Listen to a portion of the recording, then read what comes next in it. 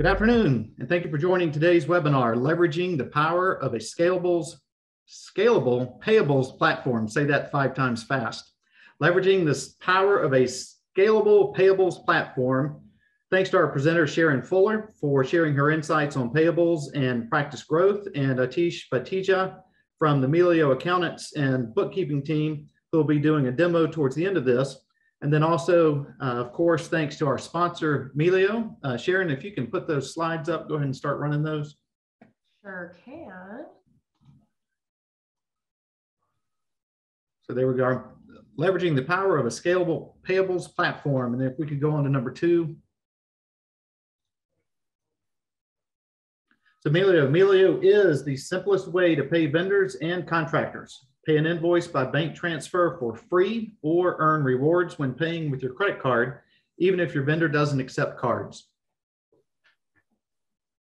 If you don't know Sharrin has successfully started, scaled, and sold accounting and bookkeeping practice. She's developed the remote firm scaling system and remote team roadmap. She's a managing partner in multiple accounting and financial services businesses. So Sharrin, thank you for joining us. And then I do have a couple of housekeeping items to run over before I turn it over to you. Number 1, this is a CPE eligible webinar. The certificate will be sent to you via email within 48 hours. In order to receive that certificate, you must be on this session for at least 50 minutes, and you must answer at least 3 of the poll questions. 50 minutes, 3 questions, and we'll send you the certificate within about 48 hours via email. If you have any questions, please put them in the Q&A panel, which is down on the bottom right side of your screen. And the link for the recording will be sent to you in a separate email, and the slides will be in the chat. As soon as I'm finished talking, I'll put them in the chat as well. But also, I will also be putting a link to our virtual conference that Insightful Accountant is producing on May 18th and 19th, named Future Forward, Integrate to Accelerate. It is a free 2 1/2-day webinars, total of 8 CPE credits available. And we'd love to see you there. So without further delay, I will go ahead and turn this over to Sharrin. Sharrin, thank you very much for spending some time with us and sharing your knowledge. All right. Well, thank you all for having me. Thank you for joining. A little bit of information again about who I am and why you are here listening to anything I have to say. I have been in the accounting industry for quite a while. I started my original business in 2006. It started as basic bookkeeping and it scaled up into fractional controller CFO services.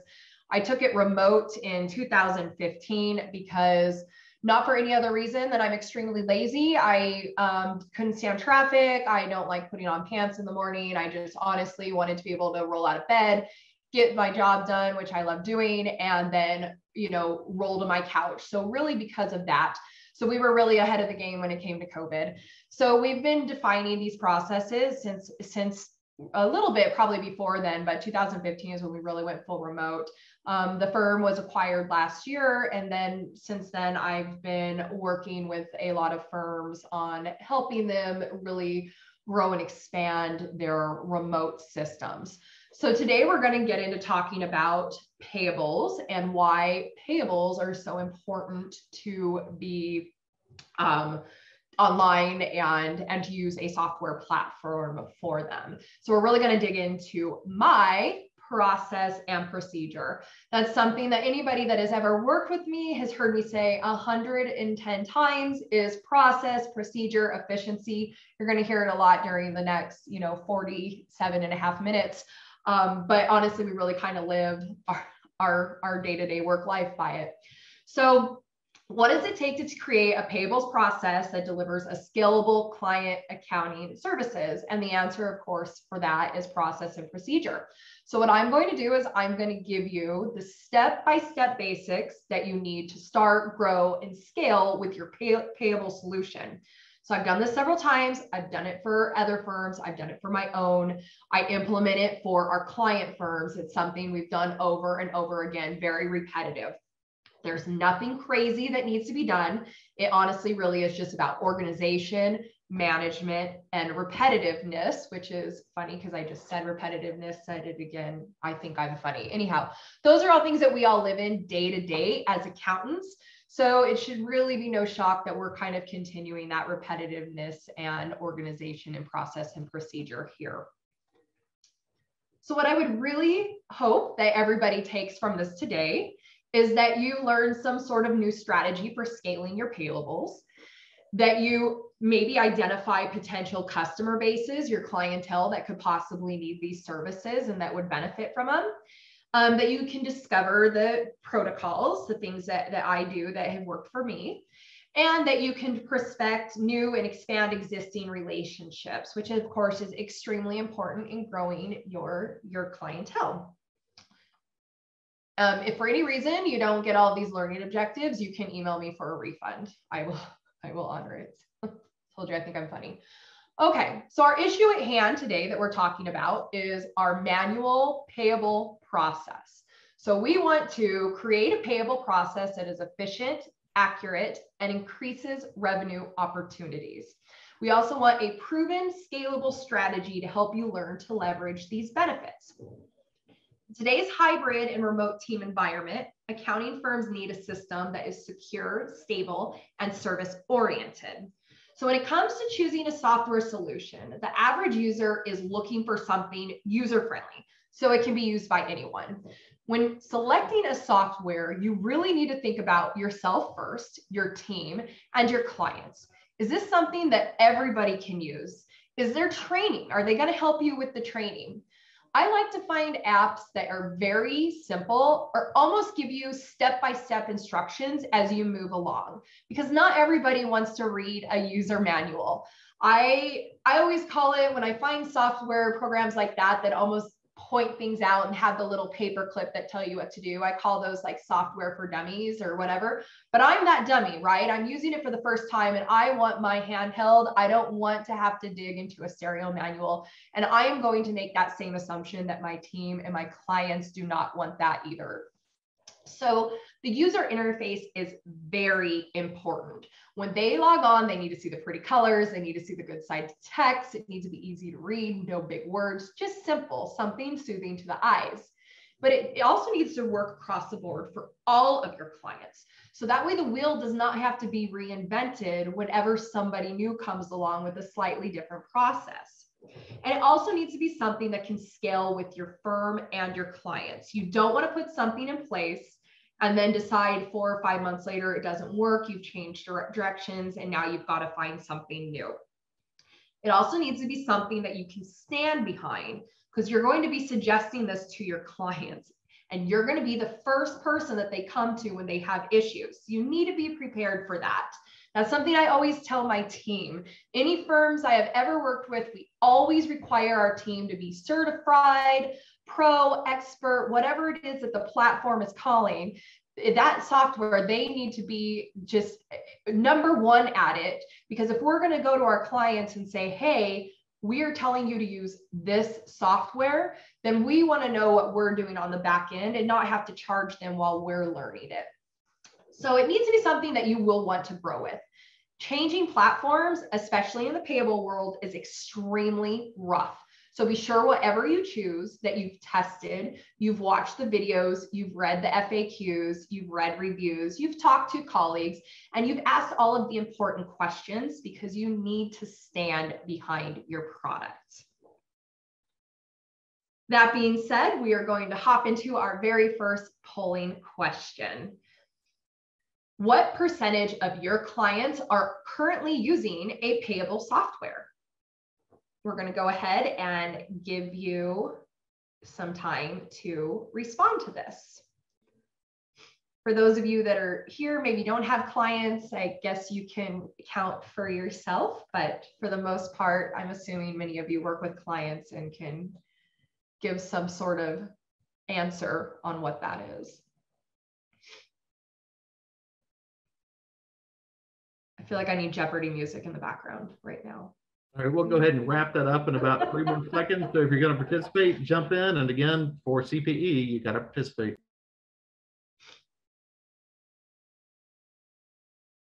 Drum roll. Wow, that's really crazy to me. I mean, that's awesome because that just really helps this whole webinar means it's kind of important. So that's crazy. And there's no one right there in the mid-range. Okay, so good. I am not going to be talking to a silent room then. Okay, so let's go ahead and hop right into the method to my madness. As you see, that is trademarked. There's a TM. You can't ever say it again. So this is how I solve all my problems really in life and everything. This is how I do it. I identify the problem at hand. I pick the low-hanging fruit. I tackle the largest challenge. Then I document, then you train, and then repeat. So this works really, really well when you're implementing any new procedure whatsoever, especially on the business end. Everything we do business-wise, for the most part, should be able to follow this process. The top 3 tasks really help organize and compartmentalize your stress level, which when it comes to taking on something new and large and maybe that you're not completely familiar with, it helps you not have a nervous breakdown and look at the whole item as a whole and really kind of looking at it in pieces. And the last 3 are really more about moving forward and scalability and not having to reinvent the wheel. When it comes to payable process, which we're talking about today, as I mentioned on the last slide, the hardest thing to do is start something and then hop straight back there and then choose to go somewhere else. Typically, when you're in a payable process, your vendors have been set up, your contractors have been set up, they know what to expect. Then you go and change it, you have to recollect that data again, and it's kind of just a pain in the rear, and a lot of people tend to get very frustrated with it, and it can be a complete time suck. So again, it's really important to make sure that you're working on what you know you want to be working on. So we're going to go through each of my madness method steps here. So the first one is, of course, identify the problem. So what are you trying to solve for? What is the issue at hand? So for me, you're always looking for efficiency and scalability. Because of those 2, you end up with revenue. So in this case, we're solving for our payable solution. You're going to hear me say that about 12 more slides. That's what this presentation is about. So sorry. So we're going to continue to make the assumption that you're handling payables manually, which it looked like, a good 50% of you were, 40, 30, a good chunk of you were, or that your clients are scanning their bills to you, or you're having them send you your mail once a month, or even worse, you're driving to their offices and picking up a shoebox. Now, I know there has got to be at least one of you on here that drives to your old school client's house and picks up a tray on their desk that they've thrown all their bills in, and then you have to take it back with you and sort through and scan and do whatever. That's how I started my company in 2006. There is no shame in that. So I don't want anybody to think I'm talking down about it, but let's get you guys all to the next level, because that is in no way efficient and in no way is it scalable. And when we're missing efficiency and scalability, we are losing revenue. So our problem at hand for the day is the payables. Our problem is that we are all over the place and we need to organize it. So let's solve it. Step 2, pick the low-hanging fruit.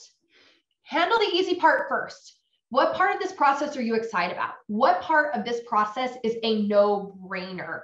When I go to a task, you're always looking at something and you're handling, you're like, oh, I really want to work on this, or oh, I can knock this out really quick. Do that. Get that done. When I'm a list maker. So whenever I go to do something, I likely would have a list with 20 things on it, and I'm going to organize it by importance. And as I'm looking at this list, I'm deciding what's going to take me 5 seconds and what's going to be a time suck. When you can check off some items on your list, you end up with a sense of accomplishment and it feels like you've got something done. So if I can start the day with 20 items and check off 5 or 6, even though those 5 or 6 may have seemed unimportant or small, you still have that level of accomplishment and you're not going to go back into a feeling of, I've gotten nothing done, nothing's been completed.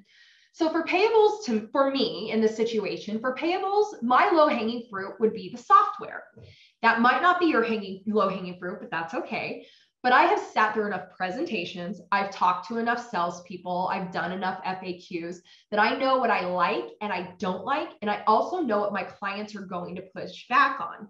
So it's a very easy decision for me when it comes down to it. I know what my top important features are. Once the software has been chosen, then it's all going to be downhill for me. Another piece of low-hanging fruit is to identify how you want to handle your payables.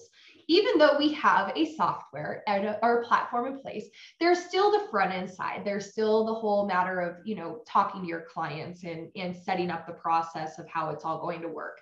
So since I need to see those things in writing, I would have typed up a process of how I wanted it to work in a perfect world. So what I'm saying is at the beginning, I would have said, okay, here's the steps of what I want to do. This is how it's going to go down. And then I'm going to start working on that. That process is going to be what we end up providing to our clients when we let them know that how we're going to handle their payables moving forward.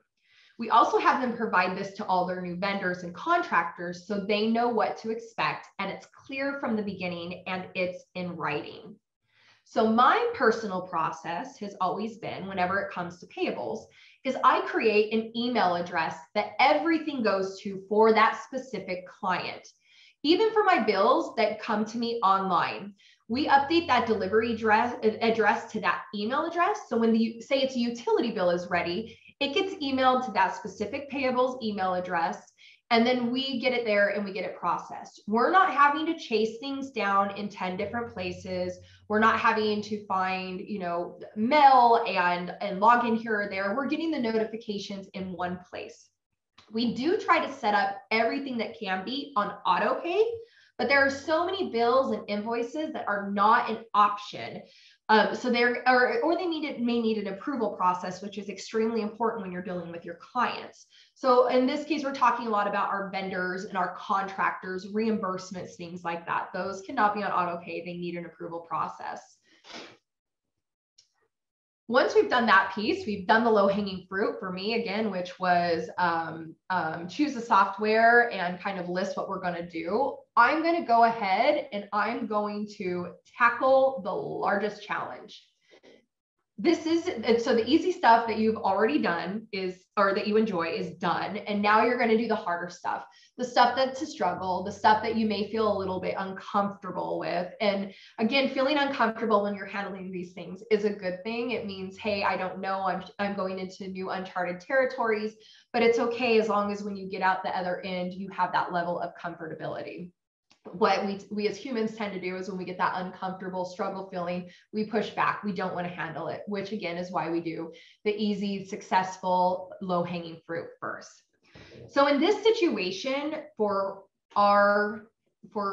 these purposes, the largest challenge I'm going to say is implementation. So how do you as an accountant, as a firm, go about announcing this to your clients, to your vendors, to your team?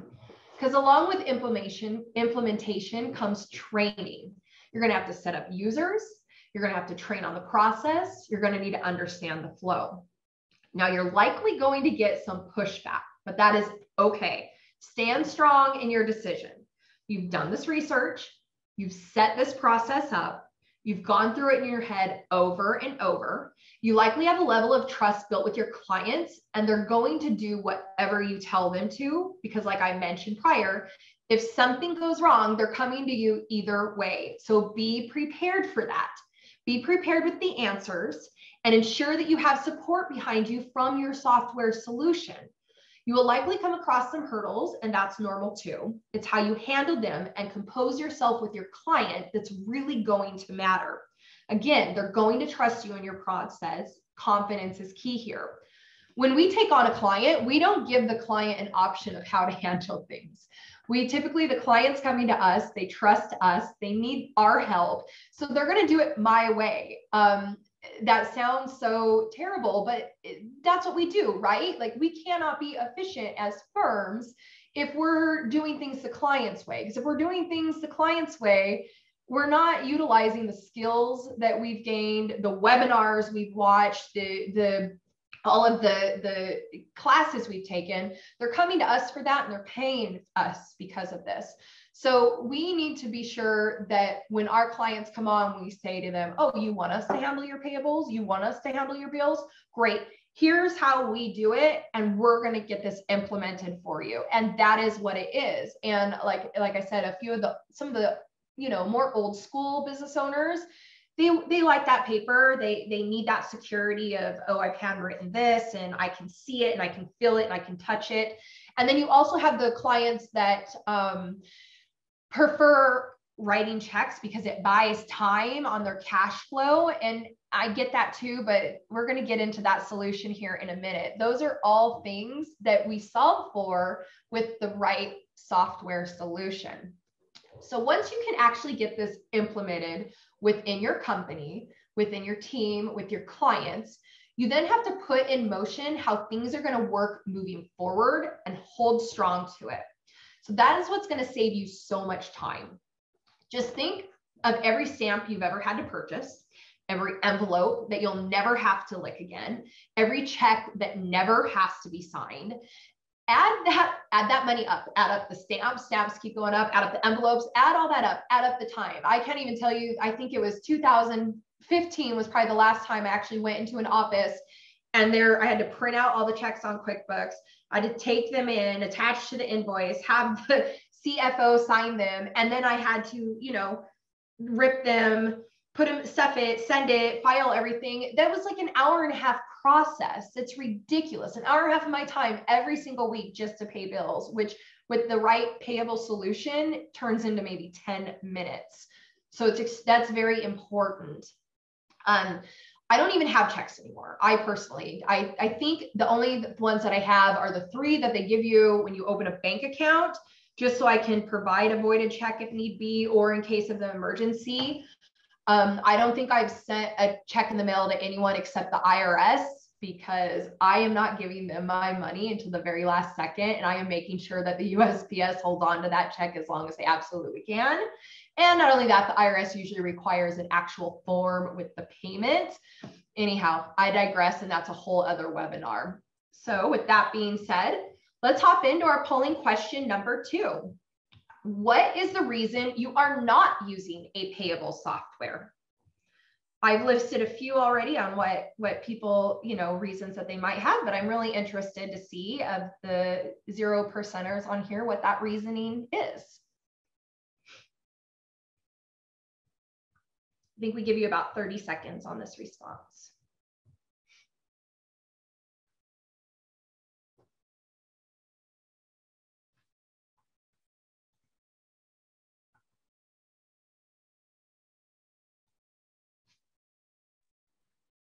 All right, we're going to close this out in a couple of seconds here. So go ahead and get your answer in if you are participating. Thank you. All right. I love this. I feel like you guys are, somebody put you here because I feel like I'm getting all the answers that I wanted to get. So I feel you. There are so many options out there. I can list like 8 of them right now on the top of my head. And yeah, options is just, to me, that's the biggest thing, right? That was definitely the biggest thing. Client pushback is for sure an issue, probably a tiny one, but something that, you don't want to lose your client. Time, yeah, all great. And look at the 4 of you. I hope the 4 of you are online with me using the same software, but if not, we'll see if we can move you over. So that's very interesting. Okay, so we have identified this problem. We have tackled our low-hanging fruit. We have challenged we have picked our low-hanging fruit. We have tackled the big challenge. And now that we've done all that, let's kind of take a step back into more of the payable related, so the higher level. We have picked a software. We have decided how it's going to work, what the flow is going to be to our company, to our clients. We've pretty much written down a process. We have decided how we're going to implement this and what's going to make the best sense. and we decided how we're gonna go ahead and launch it. We feel comfortable about it. We know our software. We know what we're going to say to our clients. We know how it's going to happen in the back end. Now what you're going to do is you're going to document this. You've already pre-documented this, as we remember, but you're going to go back and you're going to adjust. You're going to really document this. You're going to put it in writing. You're not going to remember it later, so write it down now. Those are words that I swear I think anybody in this industry can like put on their epitaph or something, because I can't, we all know we get moving. You're not going to remember, shoot, what was that? And I'll get into that in a second. But again, document it, because if you document, you're going to be able to scale. If you document, you're going to be efficient. And if you're scalable and you're efficient, that is going to give you more revenue. I know we said this before, but repetitive is what I live in. So I like to run my companies in the hit by the bus idea. I know that's a bit kind of morbid, but I feel like that's the situation that kind of resonates with all of us. If I say it, we get it. So if I get hit by a bus tomorrow, can someone easily take over where I left off? If they can't, then I did it wrong. I did it completely wrong. Documenting is the most boring and tedious process for me. I hate it. I can't stand it. It was great when I had a firm in the beginning and it was just me, because I had all the process and procedure in my head, and that worked out great until we started hiring employees. And then by that time, we were so busy that there was no one to document, no time to document, and we had no idea what had been put in place. So everyone was handling things in their own, semi-version, which meant nothing was efficient and nothing was scalable, which meant we were losing money. So one of the biggest examples of this is if you're a company with multiple clients, you may have teams that handle, sections of clients or whatnot. And maybe this client just isn't happy with this team and you want to move them over to this team. If you're setting up your company correctly, moving them from this team to this team should have no effect on them in the process and procedure. The only effect it should really have is the personality, how they get along with the new team, etc. In our situation at this point, it was like moving them to a completely different firm, because person A was handling things her way. Person B was handling things kind of this way, but a whole other way, and did things completely different, which meant essentially if anytime we had to move a client around for whatever reason, we are reinventing the wheel. And that not only disrupts internally on your team, it disrupts your client like nothing else. And when your client gets disrupted, they lose a little bit of trust. And when they lose trust, that's when it's just a downward spiral. And that's where you end up losing a client, is because you kind of started them. So we try to avoid that at all costs. So what we had to do is we had to stop and document. We had to stop what we were doing, create a policies and procedure manual, and put everything in writing. Writing up everything after the fact, it's terrible. I don't know how else I can say this to you with all these words, but do it right away. Don't hesitate. We already started to handle the documenting portion, as I mentioned, during the low-hanging fruit. So now we're just going to go back to that. We're going to make adjustments. We're going to pretty it up, and then we're going to move it from Word to PDF. So that way it's stuck there. So for me, once you PDF something, it's like posting a relationship status on Facebook. It is official. It is done.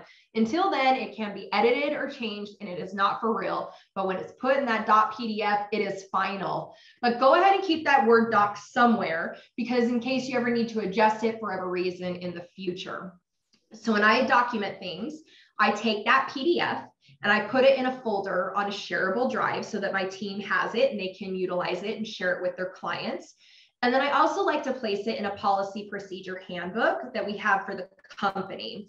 Kind of like an employee handbook, but really a guideline of how we handle things. So that way, as new people come on, I can just say, here's our policies and procedures. Here's how we handle clients. Now you can just read this, and I don't have to spend, 5 hours of my time telling you about it, because you can just do it on your own. So we have documented, and we are just so happy that it is over and done. And now once we've documented, we're going to train. So clone yourself. When I say that, when you are training, you want to train the people to do things as if you would do it. Clone yourself. Train from the top down, get everyone certified, and keep it updated. So I'm actually reading this book right now called Clone Yourself. It's kind of a lie because I've had the book on my desk for a year called Clone Yourself. I'll read it one day, but until then, I like to pretend that I know what it's about. And this is kind of one of those things. So training is everything in a company.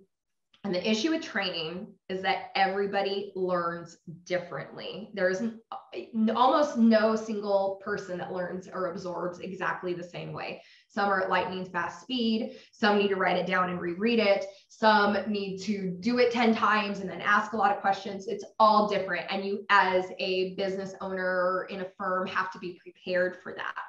So when you have a very large team, or you're planning to scale your team, you need to be able to offer the training without having to bend to every individual's learning techniques. So what I do is I create training videos. So I like to take whatever the task is at hand and record myself while doing it, while explaining step by step what the process is. I am extremely thorough when I do these videos, maybe sometimes too thorough to where I end up on another task, but so the fast forward button's for. So what a 5-minute task should be turns out to be a 30-minute training video, but that's okay because your team is going to watch what they need to. I'm a hands-on person. I don't like training.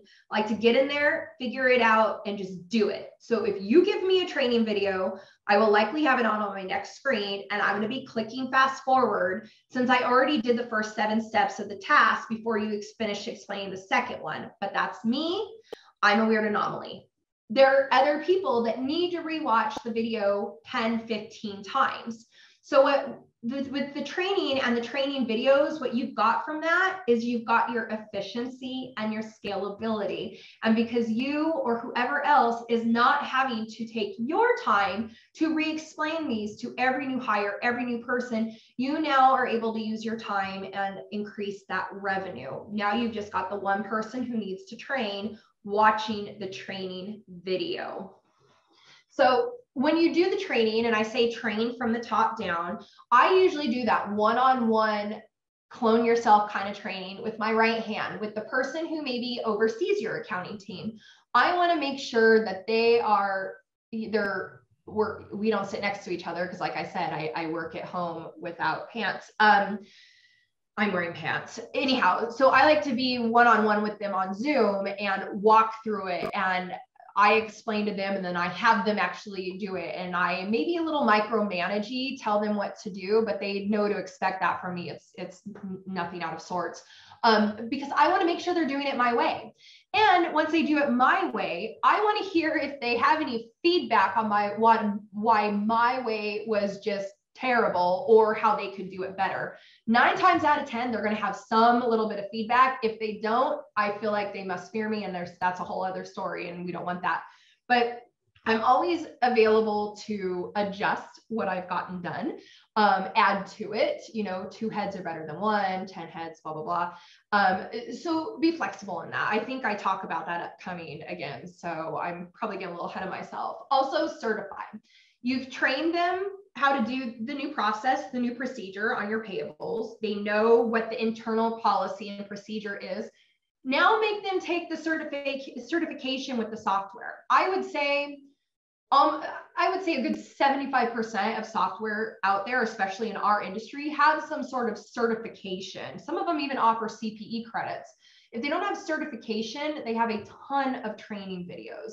So we kind of make them watch all of that. It's so important. The worst thing as a manager, a business owner, anything like that, is you're working and you start getting software questions from your team. I don't know why, but it makes my blood boil. I start getting so mad because I'm thinking, okay, I learned this just like you did. I didn't create the software. I didn't build it. I got in, I learned the FAQs, I watched the videos. I'm not your shortcut. Like what you're asking me, I would honestly search in the help part of the software, or I'd Google. So it's really, really important for them to certify right away, because again, If your client comes to them, they're going to have that answer right away. They're not going to have to put your client on hold. They're going to know what to do, and they're not going to have to stop, waste your time, waste whoever else's time to ask the question. So certification is extremely important. Also, keep updated, keep that training updated. I'm going to use QuickBooks as an example right now. Every year, we all know, for all of those us that use QuickBooks, we have to recertify. In fact, I just got the email 2 days ago, I need to recertify. And whether or not I'm in QuickBooks day to day, I have to recertify every single year. And that's for good reasons. Why? They're adding more options. They're updating their software. So you need to be on the up and up with it. Otherwise, what's going to happen is you're going to be on maybe a software and doing things in one way. And honestly, it's going to be no different from when the sending out checks and getting checks in the mail worked for you. And now we're all here on this software. Well, now we're on this software, but we've all kind of moved over to this and we're still sitting here. So, you know, you kind of want to move with everybody and stay up to date. So don't just implement something and train your team and then walk away. It's really important to stay on top of it. This is my favorite slide, I think, of the whole entire thing. So repeat, do it again and again and again and again and again. Like we said earlier, this is the most repetitive business. Everything that we do is process and procedure and efficiency and repetitiveness. Yeah, things may change. A little bit of tax code may change. The type of client coming in may change. Debits and credits are always the same. You always code and then reconcile and then book your journal entries, right? Repetitive. You got to do it in order. Same thing with this process, with your payables procedure. For our clients, we set payable dates. So we know, you know, we pay maybe the payables every other Thursday, right? So that way everything gets uploaded. The client knows on Wednesday they need to go in and click approve on everything we can pay. Thursday we go in, we process payment. Depending on if the vendor's new or not, they get their payment Friday or Monday, right? And you may have a different process. But staying on that pattern and that efficiency and doing it over and over, it's what's going to allow you to scale and add on more. So it's extremely important. So the key to success in our business is creating that process that works and doing it over and over while adding more and more efficiencies along the way. So my dad used to always say to me, it takes less time to do it right the first time. And as a child, that was annoying to hear, of course, as I was rewashing every dish since I just did a half-a job the first time. But as I got older, I was like, well, shoot, dad was right. And as all of us are children, we all know that we hate when that happens. When our parents are right, it's just terrible. So as I said during our Tackle the Largest Challenge slide about implementation and stand by your process. So you just came up with something specific that's going to work for you and your team and your clients. So make it your own. Don't be afraid to adjust to new additions to technology, and definitely don't get stuck in the process if the world is moving on, like I just said. So be aware. Let it work for you until it doesn't work for you. Then either start from scratch or update your process. So the hardest part of this is coming to terms when your process is outdated. Like right now, you probably have the whole plastic organizer sorter thing for your mail on your desk, and you're paying bills based on what slot they're in. I can already visualize it. I see it. Some of you probably have that wooden one. This is like 1, 2, 3. Anyhow, so for those of you that are still doing that, this is for you. Or some of you are still clicking on every single email that comes through from your vendors and contractors, and you're paying the bill right then as they ask you. That's just not efficient for your firm. I mean, those were once great processes, right? The bills in the slots came up from the carrier pigeon. So I mean, that's a long way. And then the emails to you that you're actually able to click on and pay is a big step from those bills in the slots. So now we're at software. We're getting rid of all of that. And the beauty of software is that it keeps you updated as long as you pay attention to what they're doing. A lot of software, they come out and they're new or they're in beta, and then they just add more and more. So again, pay attention. Your general process of how you do things is typically going to remain pretty much the same. You're just going to upgrade it. But for those of you that are not in the day-to-day roles, that are more of maybe the high level, listen to your team. They're going to tell you if it doesn't work. Make sure that they feel confident enough to come to you and say, hey, so we were doing this, but it is now taking me this much longer because of this change, and then update within. My biggest thing, I try not to, if I have to make changes, I try to make them internally within my company, my team, so the client doesn't feel it. I try not to change too much of what they're doing, because how I'm paying and when I'm paying and what my internal process shouldn't affect them any. What should affect them is whether or not it got to us, whether or not it got paid, whether or not they approved it. The rest is all on us. So I try to do as much as I can internally to, update our process while keeping the process directly to the client the same, because then they feel, like I said, that trust, and they don't feel like they don't get scared because things are being changed.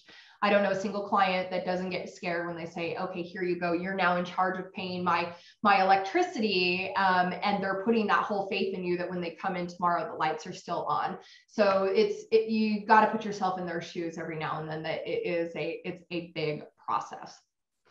So this was the last piece of my madness. I'm not done yet. You're not free yet. So we have identified the problems, which was our payables. We're getting them all in a slot. We have tackled our low-hanging fruit.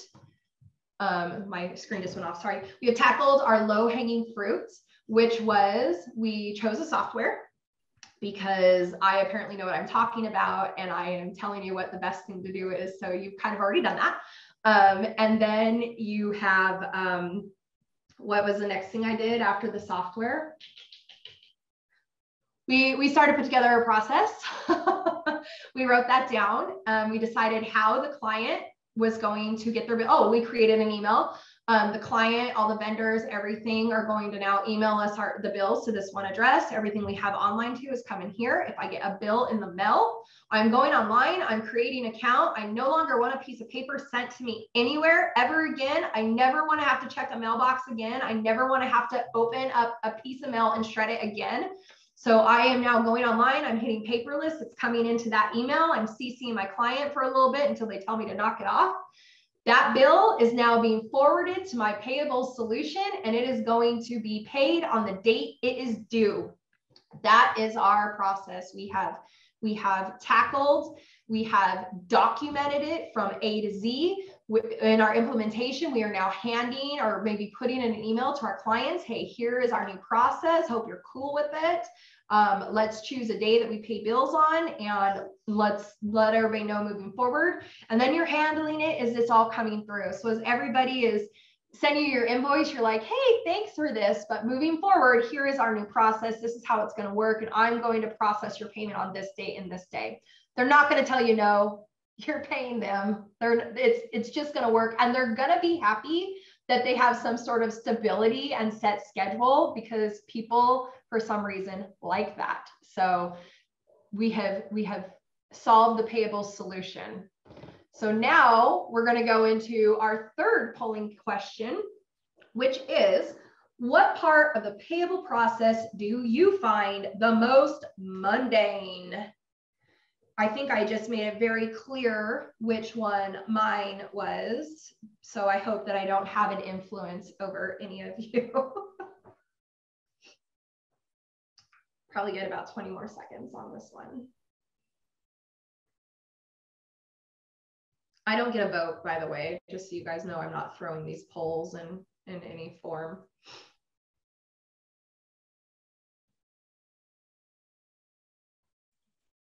We will wrap this up in a couple more seconds, so get your answer in if you want to participate.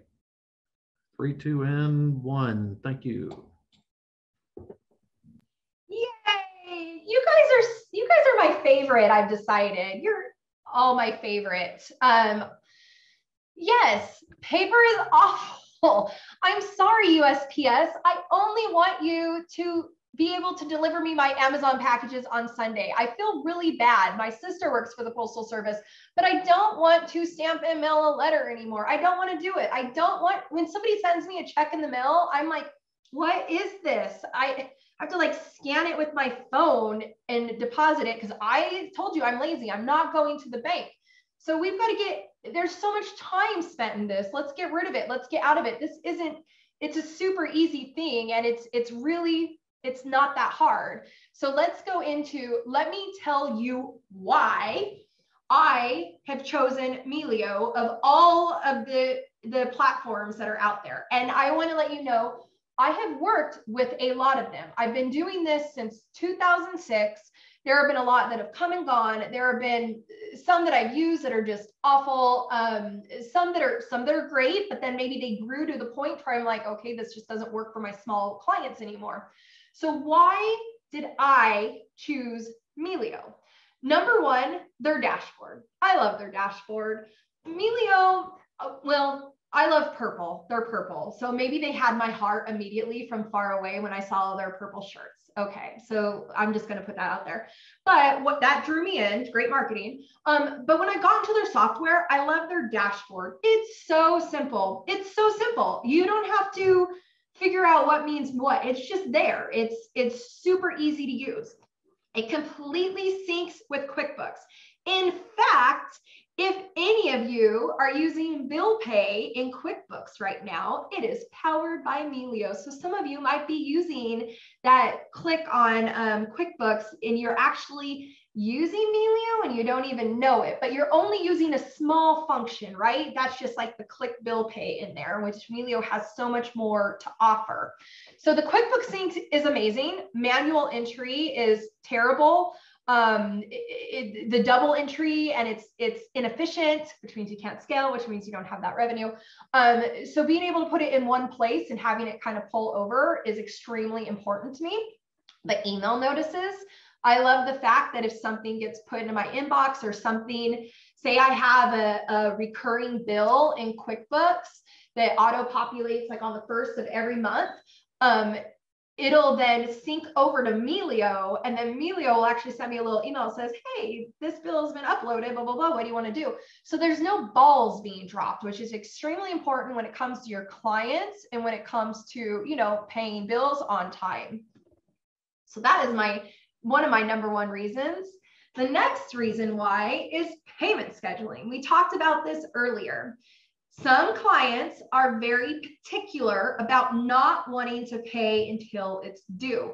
It's perfectly fine. And they want to buy that little bit of time in the mail. Well, guess what? You can put that bill in, you can schedule the payment, you can even send it as a check, which you're not having to do. They're doing it. So it is buying them all that time they need for that cash flow.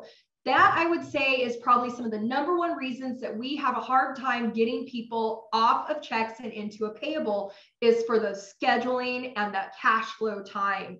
So what happens is the you schedule the payment with Emilio.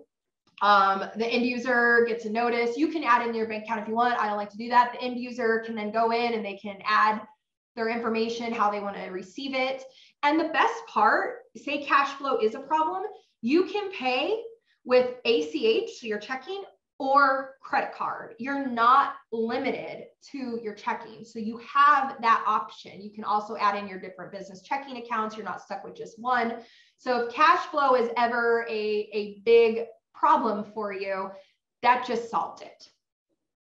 And one of the other reasons, there are a ton, I just wanted to give you guys my top 3. Oh, I totally missed cost. So let me go back one here. It's free, guys. It's free. I don't think I mentioned that. It's probably a great thing. Emilio's free. If you're paying via ACH, Emilio is free. If you're paying credit card, there is a transaction fee. But Emilio is free. So anybody that said cost is an issue, this is no longer an issue. It syncs into your QuickBooks. You pay the bills from your checking account. You can put them in for an approval workflow status. You can you schedule it to pay. It pays out of your bank account and it costs you $0. So if that isn't adding to the revenue that we just talked about earlier, I don't know what is. I know that there are a lot of other services out there that can be very expensive for the monthly payment processing. And that's usually something you want to pass on to your client, or, you know, maybe you're absorbing it and that absorbing rate is getting really high, or the client's like, I'm not paying $150 a month. It costs me less to write a check. Here's your solution. You don't have to worry about it anymore. It's not a conversation you have to have. And finally, on the back end, which is very, very important for those of us with firms, with teams, is the team member function. I can add my team members. I don't have to have 17 different logins. It's one, I add my team, I assign them to clients, that's who they work on. They're able to just log into that one client as well. We do not want 7 or 8 different logins. Nobody wants that. And then the dedicated support. These guys have had impeccable support. So as an accountant, when you set up your firm, they kind of have somebody that gets connected to you and they're your go-to. It's been such an easy process, and it hasn't been I need to be on hold for 3 hours, or I don't know what's going on. It's just very, very good customer service, great support. But like I said, it's so easy to use. We haven't had to use the support a lot. It's something we kind of just threw on everybody and said, hey, guess what? Sharrin really likes this, so we're going to use it. And that's what we did. But so far, there have been no complaints. And any client that wasn't using Emilio, we are transitioning them over to, just because I like logging in and seeing purple. I'm just kidding. Just for all the other reasons. A lot of, especially my clients that are really cost sensitive and only pay 1 to 2 bills a month, they don't want to pay $45 for one user. They just want to pay their couple bills. So that is my payable solution and why we use Emilio as our software. I'm going to go into our polling question, and then I'm going to go into Q&A. So our final polling question is, would you like to receive more information about Emilio? You don't have to, but you should. I don't know how I picked up that pen. I'm not writing anything.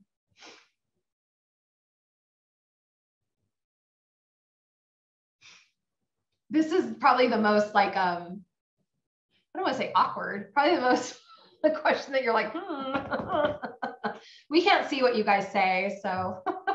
Right, we are going to wrap this up in about 2 more seconds. So if you would like to hear from Emilio, hit yes. Otherwise, they won't bother you. All right, here we go. Thank you. All right. So I'm going to assume those 6 people know me and already use Emilio. That's what I'm thinking. All right, guys. So I'm going to go ahead and turn this over to Q&A. I'm going to answer some things for you, and then we're going to turn it back over to Emilio to do a quick demonstration.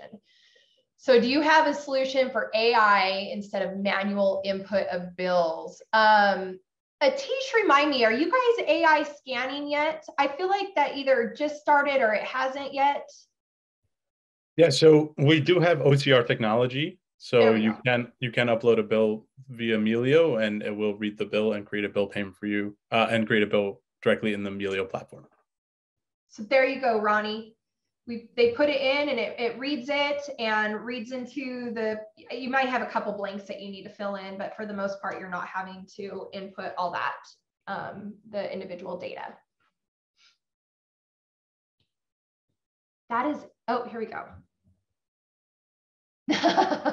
No, the checks that go out, they say the client's name, correct? I don't ever use checks. I always send ACH. So that is a good question. And I'm sorry that I'm calling on you, Atish. I just know that you have these really deep answers. So yes, the checks do say the client's name. Okay, there you go. So they do say the client's name. They go out. It looks like it's coming from the client directly. So that way they're not thrown away. No, it's not one of those things like you open it up. It's like, you've been approved for $300,000. No, they're not trying to trick you at all. So that's good. I've never received a check from Emilio. Are they purple? So they are not. So we have, they come sometimes in, depending on who our partner bank is, which exact check comes. But yeah, so they will say Emilio on the envelope, but once you open it up, it will have the client's name inside on the check itself. But the client, you guys, also knows that they're getting it. So when you pay the client, they typically, if you put their email in, if you don't, they don't know. But if you put their email in, they're getting notifications that you are sending them a check, you've paid them. So they know it's on the way and that it's powered by Emilio. So they're not just getting something random in the mail and not expecting it. So, so Kimberly's saying that she had a problem with the envelope. So we can definitely discuss that a little more in detail off. We'll get your information and then maybe get you a sample of what's looking like moving forward. So What is the contractor being paid? Is an individual with social security number, not tax ID. So if I remember correctly right now, it needs to be a business, correct? It does. So we work with businesses, 1099 sole proprietors. So if they do have a social security number, they can still use Melio as long as they are a business entity or a 1099 contractor. There you go, Nancy. So yes, it is fine. They can use the social security. They don't need the tax ID and it will be paid. I believe you have to choose after you put them in, you have to choose their industry and what they're doing, blah, blah, blah, a little bit of backend. But that's just the first time. And then it's set up and it's a real couple clicks. Catherine, they work with QuickBooks Online, QuickBooks Desktop, and QuickBooks and FreshBooks right now. That's correct. But we also have a lot of users that don't have QuickBooks Online or one of those other solutions and still use Melio to make those free and easy bill payments and then do the double entry bookkeeping on the back end on whatever accounting platform that they do use. But we are, as the year goes on, we are planning to partner with a few other accounting platforms as well. But yeah, so you don't have to be in QuickBooks. If you're just, even if maybe you have some clients that they still want to do all their bill pay and you want to help them out and get them out of that, manual process, you can always teach them and move them into it. And then that way they're ready to go when they're like, get this off my plate, they're already into your process. Anything else? Who else are you? What other accounting software Scott, are you trying to dig into Xero? Is that what we're asking here? I feel like that's the dig. So in terms of other ones, we are working with Microsoft Dynamics, and then also we are in talks with Xero as well. There you go. Microsoft Dynamics and Xero. Any other before I turn this on over to Atish? All right, I want to thank you guys for listening to me for 53 minutes and 47 seconds. I appreciate all your time. I hope you've all learned something. You can always feel free to reach out to me directly, glasswalletventures.com. If you have more intense Melio questions and you maybe don't want to go straight to Melio, come to me. I'm more than happy to answer them. Also answer any questions and give any advice on payables if you like as well. So I'm going to go ahead and stop my share and hand this back over to Atish. And I know we are near the end of time, so I did have a little deck put together, but I can just go over a quick overview of the Melio platform itself. Can everyone see my screen? Yes. Yeah. Great. So this is what it looks like when you log into Melio. Melio was designed by, and the idea was thought of by a few people who were working at PayPal when PayPal acquired Venmo. So the real design behind it is to make it as easy to use as possible and as seamless to use as possible for small businesses and accounting and bookkeepers alike. So this is what it looks like when you log into your Melio account. As you can see, I have my firm on the top left here and then all my various clients. And this is where you can really manage everything on the account. So on the top right, there's a plus add new client button. So this is where you can add clients seamlessly right into the Melio platform. That just takes a few clicks. Through this, you can also sync with their QuickBooks Online and set up user permissions. On the left over here, there's our team management functionality, and this is actually an entire navigation panel. But if I click into the team management tool, this is a great tool for firms or bookkeeping companies that have multiple interior employees. And what you can do with this team management is associate your internal employees to their respective clients. So if I go to one of my colleagues on my team, I can click these three dots and click Manage Clients and choose which clients to invite them to as a user, and then also set up their user permissions as well. So a great way to save some time and manage your internal team. If I click into directly one of my clients, it takes me directly to our Pay tab, which is our accounts payable tool. As you can see, it's a pretty simple workflow. You have an inbox, scheduled, and paid folder. If I click into a bill in the inbox, all the bill details appear here on the right. If the bill synced over from QuickBooks, all the bill details from QuickBooks will sync over as well. And then once you schedule the payment, it'll move into your scheduled folder. Once it gets paid, it'll move into your paid folder. And this is where you can view all your previous paid bills in one location. And then a few other nice tools we have is we recently rolled out partial payments. So when you schedule a payment, you can create a partial payment within Melio.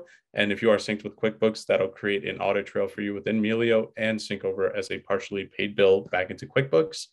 Also, you can click on multiple bills at a time. So you can select and pay up to 20 bill payments at a time. As you can see, I have these 3 selected. You can choose how you'd like to pay, all at once or by due date. And then when you click continue, it'll give you a review and confirm page. So if any information is missing, you can fill it out here. A few more things. I know, again, we're near at the end of the time. There we have a free accounts receivable tool as well as our accounts payable. So as you can see, there's an unsent, sent, in progress, and paid folder. To start using this, you just click this start getting paid link. When you click on that, you can create a customized link. You can send that to your clients or your customers, and it's a static link. So if they click into that, it'll take them to a landing page where you can where they can input the amount of the invoice and the invoice number itself and choose how they'd like to pay you. Then you have your contacts. So this is where all your vendors and customers will live, and you can initiate bulk vendor uploads to Melio, so you can upload all your vendors from your QBO file at once. Also, if you don't have the vendors and payment or delivery information, whether you don't have an ACH or check, because those are the 2 ways they can receive the payment, you can always click this Ask Vendor for Payment Details button, send request button. And then if you provide the vendor's email address, we at Melio will send a secure form to that vendor to fill out that information, and it'll be securely stored on our servers. And then you'll be able to go ahead and start making those bill payments to that vendor. And then finally, under our settings tab, this is where you can manage everything on the account. So under our profile settings, this is where you can view all of your profile information. Company settings, this is where you can view your company legal information. Also where the accounts receivable link lives, and you can export payment reports directly from Melio itself. Next, you have your managed collaborators. So this is where you can invite new users for your own firm or for your clients and set up our approval workflow. So that is one of the biggest use cases of Melio is using it for our approval benefits. Say if you are writing checks for your clients right now and you're having them sign these checks, you don't need to do that anymore once you set up an approval threshold for yourself or any of your internal team members. So if I click on the add button, it gives you 3 user roles. You get the admin, accountant, and contributor. Admin, think of it as like an owner. Someone who has full access, can edit bank information, and can sync with QuickBooks. Then you have the accountant, which has similar permissions to the admin, but the biggest difference is this button right here, require admin approval. So you could always toggle this on and off. But for example, let's say you set this to $500. Every time you as the accountant schedule a bill that's over $500, every admin and owner on the account will get an email where they can click on a link and approve or deny that request. You could also set this to $0. So every single bill you schedule as the accountant will need to be approved before it gets sent. And then finally, think of a contributor as a low-level bookkeeper, one who doesn't have access to bank information, can't sync with QuickBooks, can just do minimal bill pay and receivables. And to send out the invite, it's really simple. You just include their first name, last name, email, click send invite. When the user accepts the invite, they'll become a user on that account, not on all of your other accounts as well. Final few things here. Email notifications, you could toggle on and off any email notifications you'll receive for yourself or any of your clients. Accounting software sync, you can sync with QuickBooks Online, QuickBooks Desktop, and we are growing into the Microsoft Dynamics and FreshBooks space as well. One of our newer features that we rolled out is an approval workflow. So with this approval workflow, you can have it where multiple admins or owners will need to approve a bill payment before it gets sent out. Really simple to set up, but this is a great way if you need more than one person to approve a payment before it gets sent out the door. Payment methods, you can add as many payment methods as you'd like, bank accounts, debit or credit cards. Then receiving methods is where you can input your bank account where you would like the funds sent to from our accounts receivable tool. And finally, down here on the support slide, you can always send an email to accountanthelp@emiliopayments.com or start a chat with us right in the app. But sorry if that was a little bit quick, but that is just a little more high-level overview of the Melio platform. It is designed to be extremely easy to use, really seamless, and that two-way sync helps save a lot of time with that dual data entry, as Sharrin mentioned. My biggest recommendation is if you do start using Melio, to start adding a good majority of your clients to the dashboard, adding their payment methods and starting to process a few payments so you can see how it specifically fits into your and your clients' workflows and the time-saving benefits of the platform itself.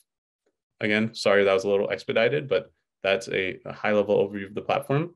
if anyone does have any questions, my email is just my first name, Atish, Aatish, @melio.com. If anyone does have any questions, please don't hesitate to reach out and be happy to help. All right. Thanks, Atish. I was putting that in the chat. It's AATISH @melio.com, right? That is correct. Okay. All right. So I'll put that in the chat. So if anybody needs to speak with Atish regarding Emilio, who did not, if you didn't put any that you wanted to be contacted in that poll, certainly take that down. Or you can also put it in the chat too if you want to hear from them. One question for you, and that is just the skeptical nature of man. So it's free, but obviously Emilio has to make money.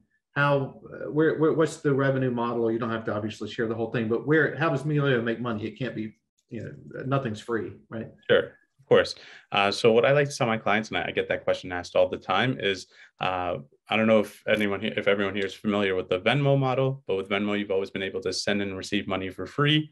But more recently, Venmo has been rolling out more revenue generating features. For example, if you want to get the funds in your account the same day, it comes with a X% fee charge. So similar to that, Emilio's core functionality, paying via ACH, is going to remain free. But as we continue to grow, we are going to be adding more and more revenue generating features on our end. For example, fast ACH, fast check, and international wire transfers. On top of that, we do have a revenue share with the credit card fees that we charge. And then since we are the default bill pay option with QuickBooks, we do have revenue agreement with them as well.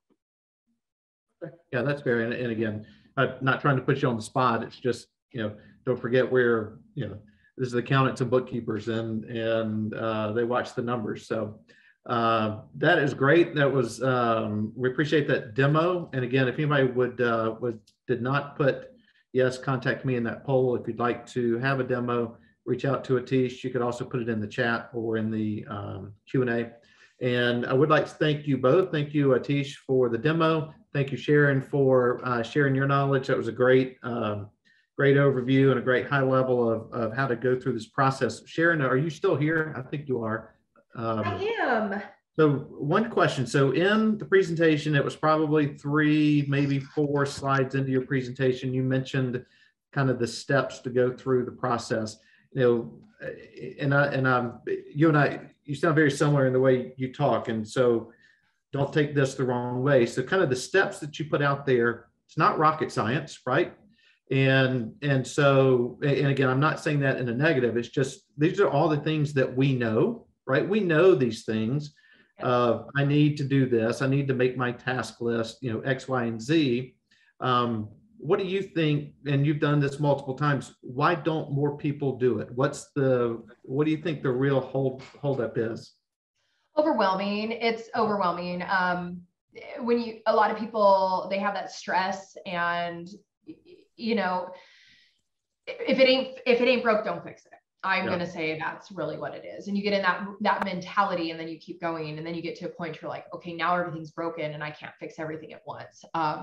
So I really think we focus on who's screaming loudest, what's the hardest thing that, what do I need to take care of first? What fire do I need to put out? And then we move to the next. So like I said, compartmentalizing and putting them in their little buckets and handling one bucket at a time is really what allows me to kind of push through everything and not have daily panic attacks. Well, more than I let on about anyways. Let's not pretend that I've got it together over here. And I don't recall if you said anything, but did you mention about really blocking out time? During the day, or whether where it's daily, because right? that would be a level of organization that would make me a hypocrite. No, I'm a huge list maker, and that's a whole other software that I use, and project management tool. And so my whole project management is just, and I know what I'm doing for the next 2 weeks between my project management tool and my calendar. It's synced in, but of course that takes time to set up. But once you get it set up, then everything else kind of falls into place. Right. What's the project management tool? No way. They're going to have, I'm just kidding. I use Teamworks. Mm-hmm. Yeah, project management came up on a recent one, and I think it was with Liz Scott, and I think she was using Monday.com, I think is the name of it, and then was about to move off of it. But well, there you go. All right. Well, thank you both. Certainly appreciate it. And again, hopefully we can have you both back on sometime soon to go a little bit deeper into this topic. Thanks to everyone thanks to everybody who took some time to join us today. And hopefully we will see you very soon at another webinar or hopefully in person, right? We're back in person. So AWS. All right. Thank you very much. All right, Talk to you soon.